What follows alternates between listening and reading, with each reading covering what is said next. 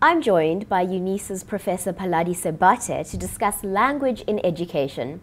Thank you for joining us. Thank you. So, Professor, as I understand it, the current education system allows you to only write matric exams in English or Afrikaans. Am I correct? You are not totally correct. You are not totally wrong in that while the other tongues are not used as languages of learning and teaching, they are written as matric subjects. Of course, English is used and dominates several domains. And the internalization of English is associated with science and the labor market. But while this is true to a certain extent, the problem comes about when other languages are no longer used to write and discuss other subjects.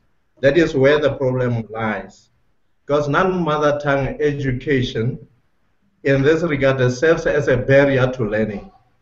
Because it's easy for the learner to be taught through the medium of the medium that she is or he is familiar.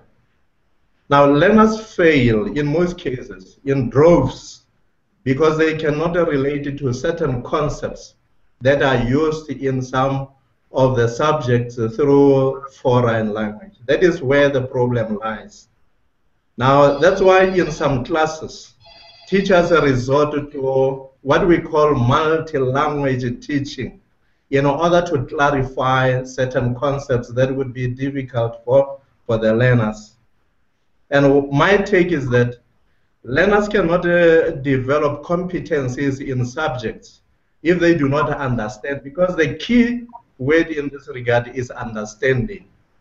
You can only develop competencies and skills if you understand the content that you are taught. Now, many people are under the illusion that the use of English or Afrikaans as languages of learning or teaching equals relevant skills. But that is not the case, because one develops skills if one understands and can relate to the content that is taught. So I would say mother tongue actually would strengthen the skills and competencies of the learners. Now, that is, of course, something that we want for South Africa. So how do we go about instilling mother tongue education in our schools? I do think, let's say, for example, one thing, as you have truly indicated, children have the right to their own language, to their own culture.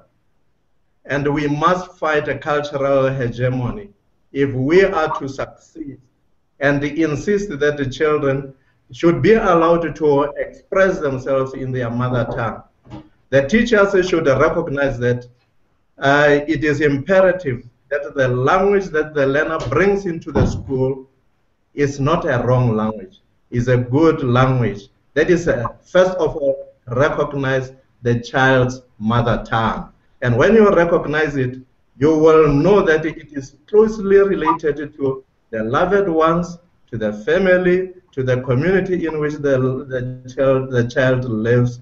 And in that regard, we will be promoting the personal identity of the child.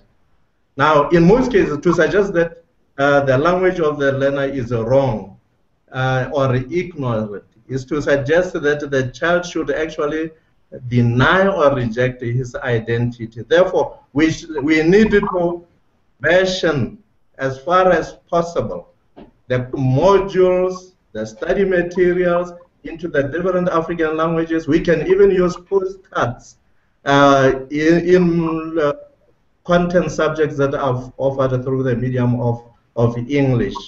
And in so doing, we will be also strengthening learner support in the education of the children. Professor Sebate, thank you for joining us today. Thank you.